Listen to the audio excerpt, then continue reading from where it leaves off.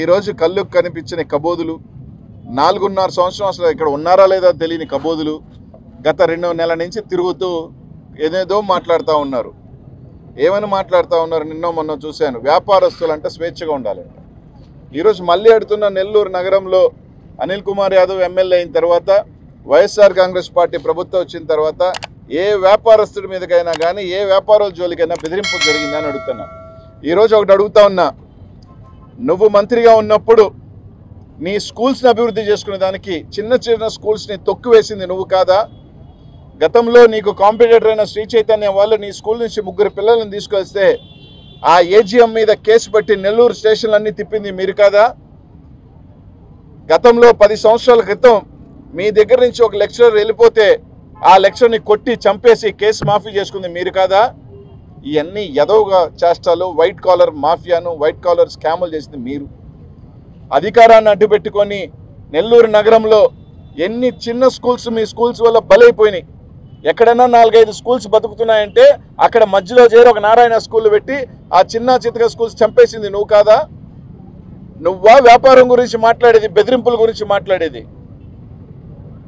Challenge చేస్తా ఉన్నా, నెల్లూరు నగరంలో ఏ వ్యాపారస్తుడైనా గుండె మీద చేసుకొని చెప్పమను, ఏ బిల్డర్నైనా గుండె మీద చేసుకొని చెప్పమను. అనిల్ కుమార్ యాదవ్ దగ్గర నుంచి ఫోన్ వచ్చిందా, లేకపోతే పిలిపించి మా దగ్గరికి ఏమైనా డబ్బులు ఇచ్చారా అనేది. స్వేచ్ఛగా వ్యాపారం చేసుకున్నాం. మాకు ఎన్నికలు చేసినా చేయకపోయినా, మాకు సహాయం చేయకపోయినా వ్యాపారస్తులను ఎక్కడ ఇబ్బంది పెట్టిన దాఖలాలు మేము లేవు. 4.5 సంవత్సరం అసలు ఎవరు ఉన్నారు లేదో ఏదో చెప్తున్నాడు, మాట ఇస్తున్నానంట. నీ మాట ఏంటి? కరోనాలో దాదాపు 2 ఎండాకాలాలు ఉన్నాయి, 2 సంవత్సరాలు. అసలు ఉన్నావా? వెంకటేశ్వరం ఈ ప్రాంతం సంతపేటంతా వరదలు వచ్చినాయి. కనీసం తొంగి చూసావా? కనీసం వచ్చావా? కనీసం ఉన్నావా? ఈ రోజు వచ్చి ఎలక్షన్లు వచ్చేతలకి నేనున్నా ఎన్నికలు అయిపోయిన తర్వాత, నేను ఓడిపోయిన తర్వాత సున్నా చుట్టూ వెళ్ళిపోతావు. ఇది నీ పరిస్థితి. అరే నీ తిరిగే కాలేజ్ మాట్లాడుతున్నా నాయకులను ఒక్కటే అడుగుతా ఉన్నా, రే మీ కడుపుకి అన్నం తినేవాడు నారాయణ గొప్పగా పొగిడేవాడికి అడుగుతున్నా. ఒక నాయకుడు బిడ్డ నారాయణ కాలేజీలో చదివింది మెడికల్. 5 మంది ఆడబిడ్డలు చనిపోతే కనీసం చూడాల అక్కడే ఉండి ఆ ప్రాంతంలో ఉండి. అంటే మన బిడ్డలైతే ఒప్పుకుంటామా? మన బిడ్డలైతే అవతల ఎదవని అట్టే పొగుడతామా? నేను ఒక సంస్థ నడుపుతుంటే ఆ సంస్థలో 5 మంది ఆడబిడ్డలు చనిపోతే కనీసం ఆ పరిసరాల్లో ఉండి, ఆ క్యాంపస్లో ఉండి కనీసం చూడని వెళ్ళని ఒక ఎదవకి ఆయన గొప్పల గురించి మాట్లాడుతున్న మీరే మనుషులు. మనకదే ఆడబిడ్డ ఉండి మన బిడ్డకి జరిగితే ఇలాగే సమర్థిస్తామా? నేను మళ్ళీ అడుగుతా ఉన్నా, ఈ రాష్ట్రంలో ఉన్న మెడికల్ కాలేజ్లో ఏ కాలేజ్లో కూడా చనిపోని ఎంతమంది ఆడబిడ్డలు ఒక నారాయణ మెడికల్ కాలేజ్లోని ఎందుకు చనిపోతున్నారో అని అడుగుతున్నా. సమాధానం చెప్పండి. అడుగుతున్నా కదా, 10 సంవత్సరాలుగా 15-16 మెడికల్ కాలేజీలు ఉన్నాయి. ఏ మెడికల్ కాలేజ్లోనే 4-5 ఆడబిడ్డలు చనిపోయారా? ఎక్కడా లేదు. సరే చనిపోతే కనీసం మంత్రిగా ఉన్నాడు, అదే కాంపౌండ్లో చనిపోయింది, పోయి చూశాడా? లేదు. ఇట్లాంటి వెధవలు ఈరోజు తిరుగుతూ నా గురించి మాట్లాడతారా? కక్ష సాధింపు గురించి మీరు మాట్లాడతారా? అనిల్ కుమార్ యాదవ్ మీద ఒక దొంగ కేసు పెట్టించి రాష్ట్రం అంతా భ్రష్టు పట్టించాల్సింది చూసిన చరిత్ర మీది. ఆఖరికి కేసు కూడా పెట్టుకోలేకపోయారు. మీ ప్రభుత్వంలో నా మీద కేసు కూడా పెట్టుకోలేకపోయి కానీ బురదైతే చల్లి దాన్నేం మాట్లాడుకుంటుంటారు మీ ప్యాకేజ్ నాయాలు. మీరు తిరిగి నేను వస్తా, నేను ఉద్ధరిస్తా. 4.5 సంవత్సరం ఓడిపోతే కనిపిల్ల.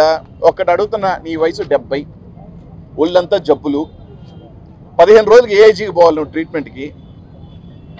ఈయన మాట ఇస్తా అంట, ఉంటాడంట. 70 కింద కటింగు, రేపు ఓడిపోతే కనిపించవు. నిన్నెవరు అడగాల? ఎవరిని అడగాలనుకుంటా? నువ్వు ఎన్టీఎం ఇచ్చిన 10,000 ఇచ్చి జీతం ఇచ్చి తిప్పుతున్నా ఎన్టీఎంని అడగాల సమస్య వస్తే? లేకపోతే నేరుగా నీ ఇంటికి వచ్చి కలిసే, ఈ రోజుకైనా ఏదైనా కార్యకర్తకి నేరుగా నిన్ను వచ్చి కలిసే అవకాశం ఉందా? నాయకులకు ఉందని అడుగుతున్న కార్యకర్తలు దేవుడు ఎరుగు. మెరిట్స్ అండ్ డిమెరిట్స్ మీద స్పీకర్ నిర్ణయం తీసుకుంటాడు అంతే. మా దగ్గర కండు కప్పలేదుకోలేదే.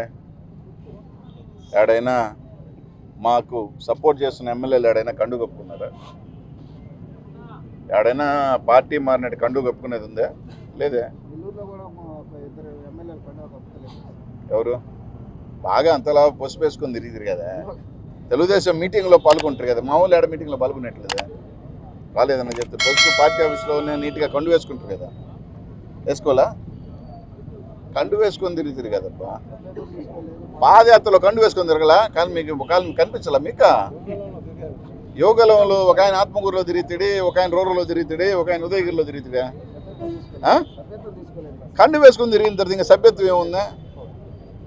కండు వేసుకొని పార్టీ కండు వేసుకొని తిరిగిన తర్వాత ఎట్ట ఇంకా సభ్యత్వం అని చెప్పి ప్రింట్ అది ఆయనకి ఇచ్చిందో లేదో మనం చూడాలా? వాళ్ళే ఇటు పెట్టుకుని ఇరు కదా మనకి ఇచ్చే సభ్యత్వం తీసుకొని జేబులో పెట్టుకుంటారా?